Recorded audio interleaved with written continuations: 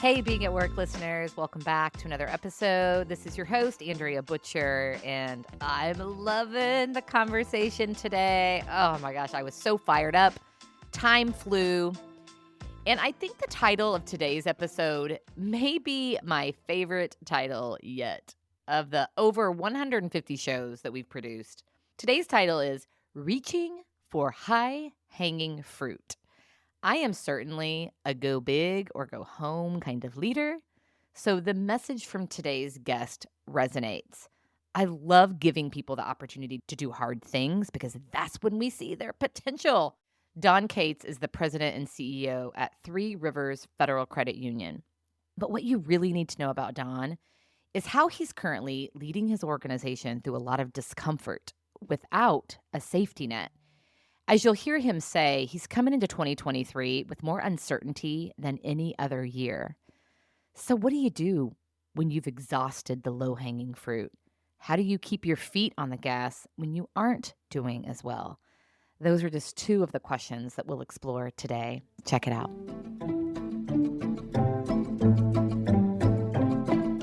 Started my career in finance and moved far, far away, as everybody wants to do as they get out of college, and didn't know anybody. And so I worked really hard because there wasn't anything else to do, really. And so I progressed in my career pretty quickly. I tried to make myself indispensable to my bosses, and my bosses were all great because they didn't sit there and kind of hoard me. And so it allowed me to progress fairly quickly in my career.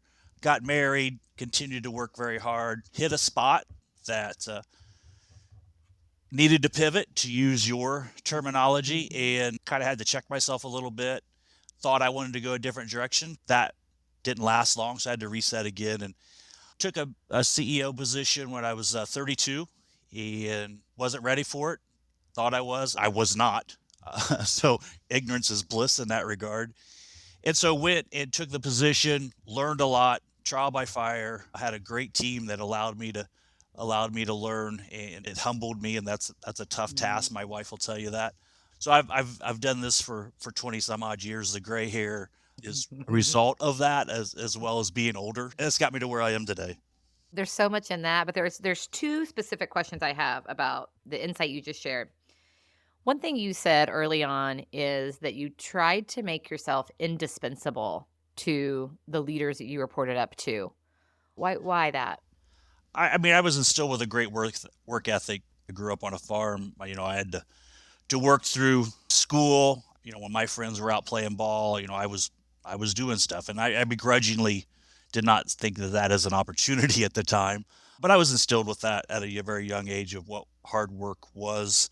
I had some good jobs in high school and college, and it evolved into how I coach people today. I said, be easily led.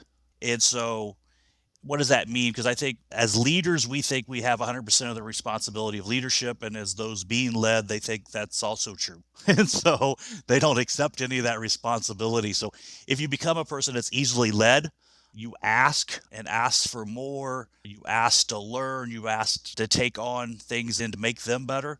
That's not something that they should ask you to do. But if you volunteer that, you'll be surprised how welcoming they are. And it just makes it easy for them. Right? It just makes it easy for them to lead you, and that is paid back to you in spades. Well, and it goes with then the lesson you learned as a CEO at 32. You said it really humbled you. I mean, I hear a lot of humility in that, being easily led, because it's about being a good follower. And I do think that the best leaders are also really good followers. They know when to take a step back. They know when to say, hey, I don't have the answer here. I don't know. They know, like you said, they know when to be led. Yeah, there's the vulnerability that comes with that. And I've heard you speak to this too. The vulnerability, allows for that freedom and confidence.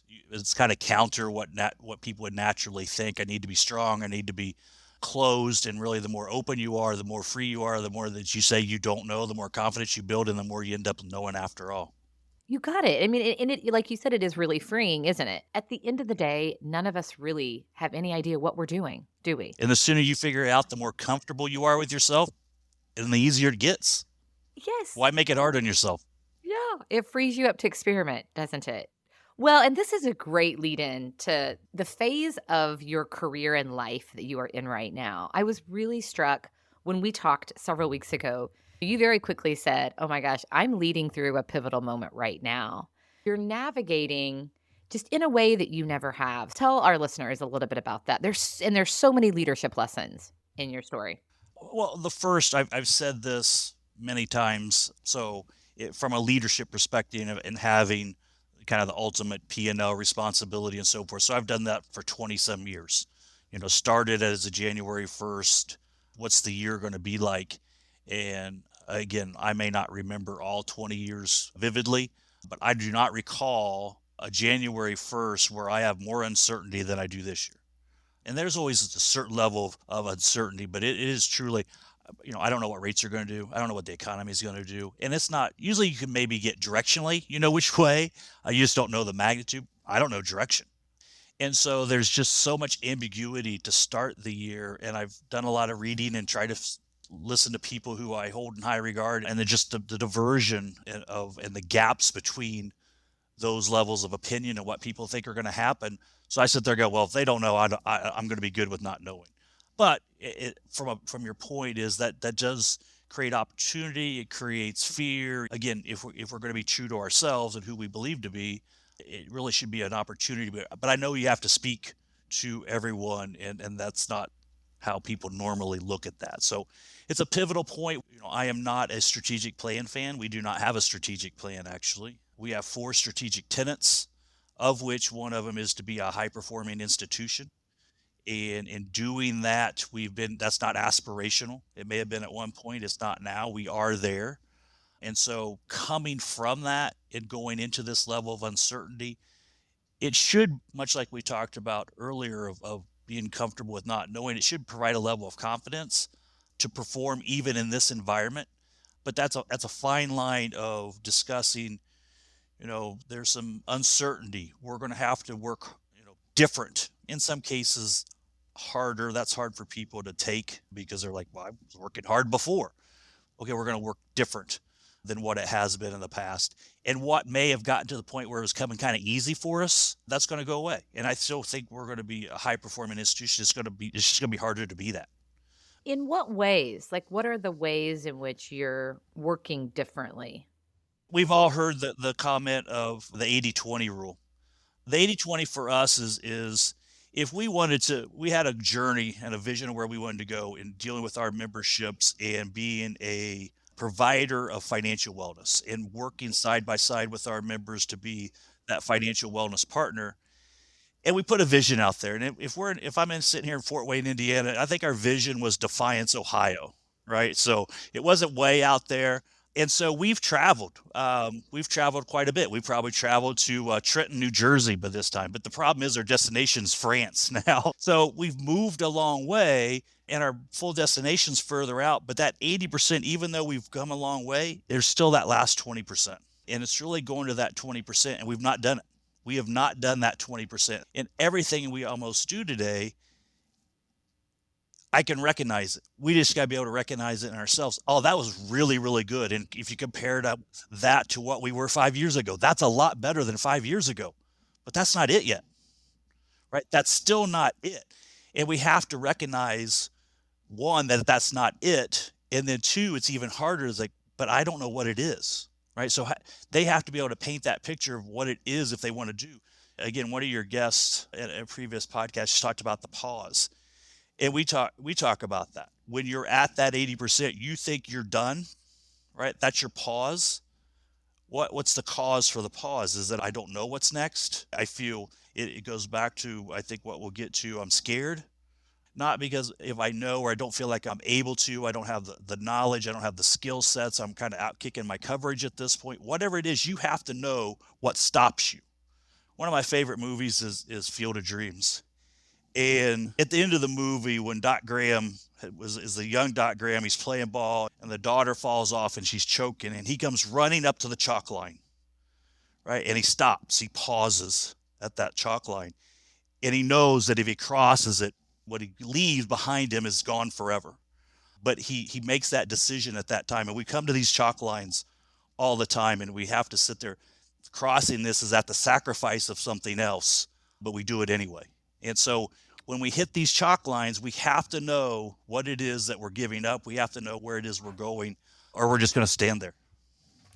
Shit, that's good. Wow. We come to the chalk line. Well, and that 20% that out beyond the chalk line, I mean, that's the high hanging fruit, isn't it? That's exactly right. The low hanging fruit is the 80%. We've gotten there. People are comfortable. Yeah. And it's like, so how do you lead people past the chalk line? Yeah, I think it's from our perspective, and we've struggled with this a little bit from the leadership perspective because again, a lot of people will get to that line and think, well, I just don't know. It's a knowledge thing. I think it's experiential, right? I could put you in a classroom for 6 months and teach you what's past that line. But the reason you stop is because you've not experienced yet. And the old saying, everything we want is on the other side of that experience. So we stop because we lack the experience and we can't appreciate what you've not experienced. So then then what you have to do is coach to that, right? You have to probably stand beside and walk and both step across the line. And so it's a lot of mano a mano. Let me know what happened here and why I hit this point. That's going to be, we have 450 some people. There's it's not 450, but there's 250 different answers to that. And so you have to be very specific to that. What is it that you need here? Where do you need to be support? We're going forward. And we all realize that is what's best. And deep down, we know that's what we want to do. But what does support look like? If I fail, what's going to happen? And that 20% that we're going to, that high hanging fruit, right? It's easy when you're standing on the ground and just picking the fruit up. And I really didn't take any much risk in that. But now we're getting a ladder. We're getting support for the ladder. Somebody's holding the ladder. I'm still way up off the ground. There's a lot of fear to that. And if we miss, there's going to be more pain in that failure too. So there's no safety nets, as we talked about. There's more fear in going to that, but we have to want to do that anyway. And because we know that it's the same fruit, right? It's the same fruit as low. Man, I liked it a lot better when it was low. Yeah, we all do. Those are gone. And so to get that fruit now, we have to push ourselves. And what we thought we was pushing ourselves, what we thought was failure or fear of failure before, it's at a greater magnitude. When we do fail, it's going to hurt a little more, right? It's going to hurt a little more personally. It's going to come more often, right? So the frequency is going to be greater. The magnitude is going to be greater. The impact on the organization when maybe because of economic conditions, we're not doing as good. When everything's going great, we have a little blip over here. Nobody knows it. Blow right past it. But when things aren't as good economically and everybody's kind of struggling, you have the same level of failure as before. You would feel it, and I'm going to tell you, it's going to be higher than that. So you're going to feel it more. So organizationally, we're going to feel it. So as leaders, we got to support that. Go into it totally knowing that's the case. We talk about this all the time. We will have something that happens, and it's just a spin, right? It becomes a 6-inch problem. And I bet you could tell me what the 6-inch problem is. And we will phrase it that this was failure and this is not what we wanted. I'm like, no, that's exactly what we wanted. That's what success looks like, not failure. Because we learn from that. Or we have somebody that leaves the organization and gets a great job at promotion. It's like, man, I wish Andrea didn't leave. I'm like, no, that's what success looks like. We're a grower of people. For them to go be successful, they're successful. That's a check for us. Exactly, and it's a ton of reframing. I Yes. mean, you are seeing the opportunity in the challenge. You are spotting the potential in the challenge. I mean, so it's a lot around mindset, isn't it? The 6 inches between your ears. Yeah, the 6 inches between your ears. We make of everything what it is based on how we think about it and talk about it. And so for you, Dawn, you are leading the charge. How do you keep yourself in that frame of mind? My personal mission statement is to be impactful. You have a greater opportunity to be impactful when things are hard. So I actually like that. I'm excited about this year, even though I said, I don't know what the hell's going to happen. That excites me because that also is an opportunity to be impactful, support and coach and leading to be successful in the backdrop of all this. That's something to say. When everything's going great and you're successful, I'm like, yeah, most people are. That's no big deal. Be successful now. That's exciting to me. That's energy giving, not energy taking. Yeah, I mean, what I hear in that is life has given you a challenge and you are rising to it. The other thing, I mean, you haven't said this, but I hear such an adventuresome spirit in the things that you're talking about, right? It's almost like you're seeking opportunity. I don't know if I seek it. Again, I'm old, so I've had enough opportunity that I know when this has happened that these things could happen, and I'd rather have that. Right? I know this is what could happen because I've seen it happen before. It's a little different, but I think actually magnitude could be greater. So yeah, that excites me because success or failure, either one, it ends up being the same thing because it's somewhere where you can have movement. Okay, so you have this mindset, this grit that's helping you to push yourself, to push your team, being okay with failure. I also heard an individual focus because individuals are going to respond. You said 450 people, we probably got 250 different thoughts around it.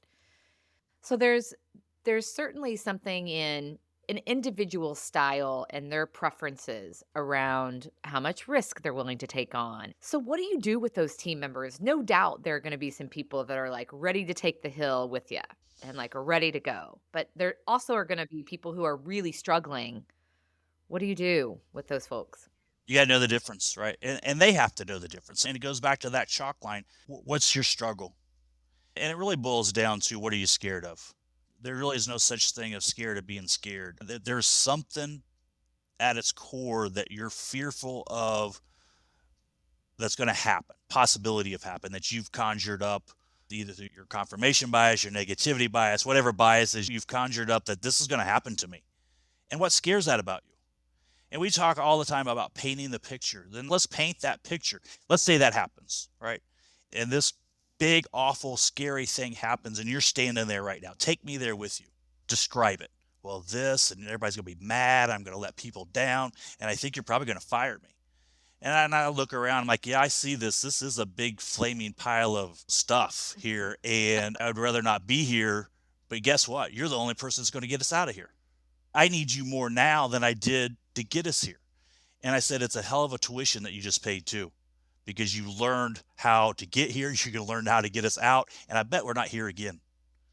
I can let you go and bring somebody else in, started the whole learning curve over. And so if you take away the fear, I mean, if with this and you see, you understand where we are. Oh, I see it. It is bad. This is bad. I don't think this is really going to happen, but it is bad. But if it does, I'm good with you. And so when that happens, how much confidence do they have in themselves? We can speak as leaders to, I believe in you. I know you can do it. But how often do you actually get the opportunity to show that? Be in the moment and show that you believe in them. And so that's impactful. Not that I want people to fail, but I love the opportunity for them to stand there and say, you know what? I can live through this. I think that's, again, I've heard you say this. That's part of the issues that people haven't struggled enough. And so the first hint of struggle, they hit the road and run. Why do they do that? Because they don't have experience of getting past the struggle. And you have had lots of experiences, and Oh, me too, where you have yes. looked back and saying like, "You know what? I survived and That I'm better for it." absolutely. So the next hill, like, I'm ready to take on because I'm going to be better for it. Brene Brown says this, and she talks about in raising her kids. And I think this is, I hate being the old guy, get off my lawn, but this is going to be the old guy, get off my lawn thing. But generationally, a lot of young folks today haven't had the struggle. And she explained that she had to watch in raising her kids of her parenting style was to prepare the path for the kid versus the kid for the path. And that's what we did. We took away obstacles. We don't want them to struggle. Take away obstacles, make it easy, make it easy. And then we wonder why they struggle when it's not. Yeah, exactly, and why there's so much anxiety. Why does Gen Y have the biggest burnout? That makes no sense to me. But it again is because they've not lived through and have the confidence of living through struggle. Yeah, it's grit, right? It's Absolutely. Angela Duckworth talks about grit. Yeah, the resilience to stay in it. The tenacity. There's so much growth there because that's life, right? Yep. Life is one big challenge, one big opportunity.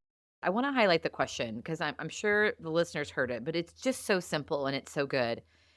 In the midst of that fear, you are putting a mirror in front of people and asking them, "What are you scared of?" Oh, because there's so much Because so much of the time, we don't recognize that the challenge is within you. It has nothing to do with the story that you're telling or this external villain challenge. You are the block. And they don't know that until they have to answer that question. You're exactly right. Until they have to answer that, we can sit there and say, well, of course they know that. No, they don't, because they've not asked themselves that. So 2023 is you are coming into this year more uncertain than you have ever been, and you're up for it. And you are leading your team with a lot of belief in the unknown, Yep. Hope. hope that it'll work out. You know why? Because it always has. Maybe not the way in which we thought it would, but life always has a way of working out. For those who are active in it, right? It may not if you're passive and just let life happen to you, but if you seize it, Yeah, I know you love Brene, I do too. Like, you're in the arena and you're getting your ass kicked, and that's a good thing because you're living your life. You're not sitting on the sidelines watching or blaming or pointing fingers. My mom, you gotta love those things your parents said as a kid that you're, like, rolling your eyes every time, but my mom always said to me, "Andrea, tend your own garden," and it really stuck, and today I absolutely get it. Like, when I start to get pity party or, "Oh, look at them, if they would only," like, nope, I have my life to live, and I'm freaking living it as best I can. Like, that is my responsibility. and I think so often, again, and you have to ask yourselves those are, there's no such thing as a rhetorical question, right? You should know the answer to that. Well, why didn't I get asked to be on that project team? You should know the answer to that. Yeah. I know, why didn't I get that? Why did this happen to me? You should know the answer to it. Don't have rhetorical questions. So that's a great question of which you should know the answer to. In my one-on-one with my leaders, I'll ask, where do I get in your way? And I don't do a lot of things very well, actually very few things, but I do not get in people's way. That if I do, it's a huge blind spot. Somebody's gonna have to tell me, hey, you're getting in my way, because I will not see that because I think I'm pretty good at that. And most of the time, they'll sit there and go, well, you don't get in my way. I'm like, well, then who does? There's your mirror moment, right? And so we have a pretty lax culture, and a lot of times that's followed by the middle finger to me. But again, they realize, you know what? I get in my own way. Where I am, the problems I have, those are my problems, and the great thing about it, they're mine to fix. Yeah, yeah. So how do you juxtapose that with the counter idea around if it's not working, like sometimes you do need to go in a different direction or do something differently or how do you know? Like how do you know when you know what this isn't my hill to take or like how do you discern that? So interesting, you used discern, because discernment is one of my working geniuses. But doing that, it is the way, it is the path, it is what you do right up till the point you say that's not the path anymore. And you just got to be good with, you can't have ego or hubris in that anymore. You got to be, you know what? It was good yesterday. It's not today. We got to go a different direction. And part of that, as we talked earlier, being comfortable in yourself. And again, failure is not a bad thing, as long as you learn. So here's where we're going to go. Here's the change. And we're going to go, now we're going to go 100-mile an hour that way. Yeah, I mean I often counsel people because I think people get wrapped up in the decision. And I often think like no, if it's thoughtful and you're using discernment and like, I don't know that you can make a bad decision. You're gonna learn there's gonna be opportunities either way. Right. And that's the reason, the core reason why we don't do strategic plans. Right? Why are you going to live to something that you did at a 3-day retreat at a Holiday Inn 18 months ago and think that that's right? Well, and I would say your strategic tenets are the direction, right? You don't have a silly little document that you created as a retreat, but you have, Guideposts. yeah, a North Star. Yeah, that's good. Don Cates. Oh my goodness. This is so good. There's so much energy from our very first conversation. Like, okay, this is a guy I'm going to follow. This is a guy I'm going to highlight. And what's so interesting is it always comes back to, I've done 150 of these, and it always comes back to mindset, what's going on within you, the level of thoughtfulness and energy with which you're engaging in your life. Not surprising, like those are the things that make leaders great. And there's so much commonality, right? I mean, it's really just how it's reconstituted, right?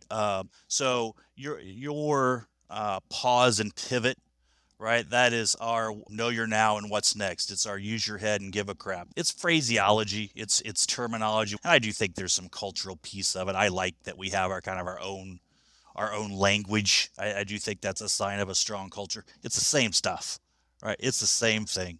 But it gives people something to fall back on, right? Absolutely. A motto, a mantra. That mind is self awareness and intentionality. Same thing. So good. Well, thank you. I'm walking away with lots of important reminders. If our listeners want to connect with you, Don, what's the best way to do that? Probably through LinkedIn. Don Cates at Three Rivers Credit Union in Fort Wayne. Okay. And I'm going to ask you this now. I would love to have you back on the show at the end of the year. Won't it be cool to say you were coming into the year with all this uncertainty? How has it played out? It will be so fun. I will do that, and as long as nobody at Three Rivers hears this, um, it would probably be more beneficial as if it didn't work. Oh. Right. So if I Mhm. come back and say, well, yep, killed it. I'm not sure what learning lessons there is. Probably come back and like, you know what, we really missed it, and we've got a long ways to go. There's probably more lessons. So if I got lessons to share, I will come back and share. Thank you for joining us for this episode. Please subscribe wherever you listen to your podcast to never miss a Being at Work story.